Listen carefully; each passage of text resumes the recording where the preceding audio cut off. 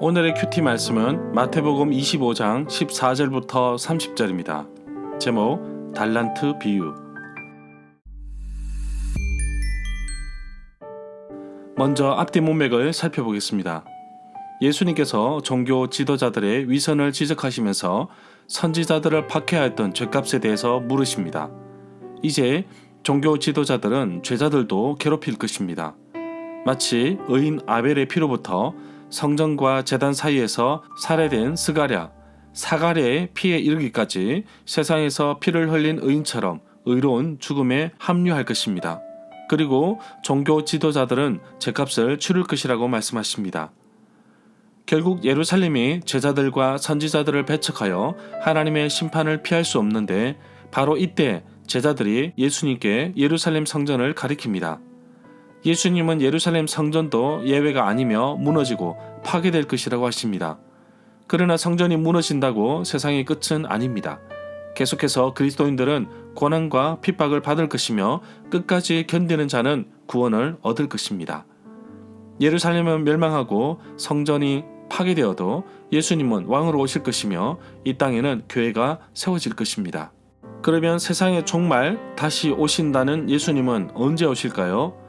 전지전능하신 하나님의 아들이신 예수님도 모르신다고 말씀하십니다.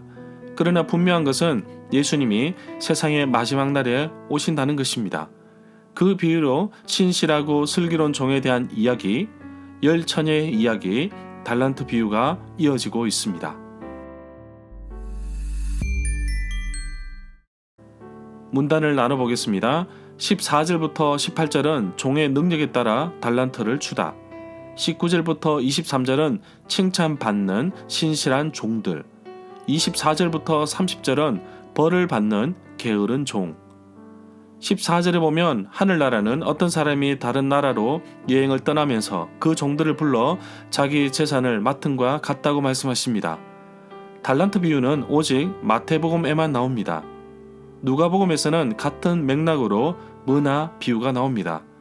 달란트 비유는 아니지만 주인이 타국에 가는 비유가 마태복음 21장 33절부터 44절에도 나옵니다. 여기에는 악한 포도원 농부 비유입니다. 15절에 보면 특이한 점은 주인이 종들의 능력에 따라 한 사람에게는 금 5달란트를, 한 사람에게는 2달란트를, 한 사람에게는 1달란트를 맡기고 떠났다는 것입니다. 개역 개정 성경에는 금이라는 단어가 나오지만 세번역 쉬운 성경에서는 금이라는 단어가 없고 5달란트, 2달란트, 1달란트로 나옵니다. 그리스도인도 마찬가지입니다. 은혜대로 받은 은사도 각각 다릅니다. 로마서 12장 6절부터 8절에 보면 받은 은사가 각각 다르지만 믿음의 분수대로 섬기는 일로, 가르치는 일로, 위로하는 일로, 성실함으로, 부지런함으로, 즐거움으로 할 것이라고 말씀하고 있습니다. 본래 달란트는 금, 은의 무게를 나타내는 단위로 사용되었습니다. 1달란트는 약 5천 데나리온의 가치를 가지고 있습니다. 하루 노동 품삯 약 16년 반에 해당되는 금액입니다. 1년 노동을 300일로 기준했을 때 일이며 하루 일당을 10만원으로 보았을 때 1달란트는 약 5억 원 정도 됩니다. 19절에 보면 세월이 지난 뒤에 종들의 주인이 집으로 돌아와서 종들과 결산을 하였습니다. 달란트 비유와 열 처녀의 비유와 같은 맥락을 가지고 있는 내용입니다. 예수님의 오심에 대해서 기다리고 준비하는 것인데 오랜 후에라는 단어는 열 처녀의 비유에서 신랑이 드디움으로와 같은 맥락을 가진 단어로 볼 수 있습니다. 천국은 그 종들과 결산하려 하던 어떤 임금과 같다는 비유를 마태복음 18장 23절에서 말씀하고 있습니다. 바울은 로마서 14장 12절에서 우리 그리스도인도 예외가 아니라고 말하고 있습니다. 우리 각 사람이 자기 일을 하나님께 짓고 하리라. 21절부터 23절에 보면 주인이 5달란트 받은 종에게 신실한 종이라고 칭찬하였습니다. 내 주인의 즐거움에 참여할지어다 라는 말은 하늘나라에서 벌어질 식탁의 잔치에 참여하려는 표현으로 볼 수 있습니다. 동일하게 2달란트 받은 종에게도 말합니다. 2달란트를 받았던 종에게도 착하고 충성되고 신실한 종이라고 칭찬하였습니다. 24절에 보면 한 달란트를 받은 종이 주인에게 와서 주인은 심지 않은 데서 거두고 씨를 뿌리지 않은 데서 거두는 굳은 완고한 분이라고 생각했다며 무섭고 두려운 마음에 밖에 나가 그 달란트를 땅에 숨겨 두었다고 하였습니다. 이에 주인은 악하고 게으른 종이라고 말하면서 가진 한 달란트를 빼앗아 10달란트 가진 사람에게 주어라고 하였습니다.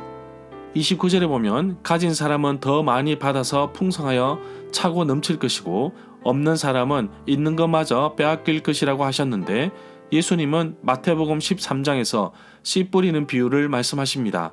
이때 제자들이 왜 비유로 말씀하시는지 묻자 예수님은 천국의 비밀을 아는 것이 제자들에게만 허락되었지만 다른 사람들에게는 허락되지 않았다고 말씀하고 있습니다. 마태복음에서는 이곳 13장 12절에 무릇 있는 자는 받아 넉넉하게 되되 없는 자는 그 있는 것도 빼앗기리라는 구절을 삽입하였습니다.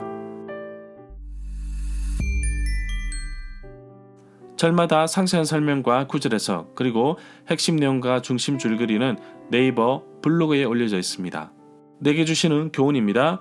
그리스도인들은 하나님께서 예수님을 통하여 성령 안에서 주신 각 달란트, 재능과 은사, 물질과 시간 등 각 달란트를 가지고 최선으로 일을 해야 합니다.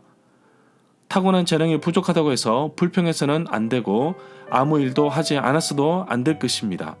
그렇다면 어떻게 일할 것인가요? 그것은 내가 하나님 앞에서 순종하며 움직일 때 나타난다고 할 수 있습니다. 종들에게 자신의 재산을 맡기고 떠난 주인처럼 하나님도 나에게 맡기신 것이 있습니다. 이것을 두고 사명이라고 합니다. 내게 맡겨진 사명은 어떤 것들이 있습니까?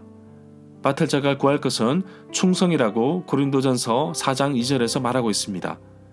믿음의 분량대로 각자에게 베풀으신 사명과 은혜에 감사드리며 최선을 다하여 이루기를 원합니다. 우리 주님은 반드시 나에게 물어보실 것입니다. 내가 너에게 맡긴 사명을 어떻게 하였느냐? 오늘 하루도 주님께서 맡기신 귀한 사명을 믿음으로, 기쁨으로 잘 감당하는 하루가 되기를 간절히 소망합니다.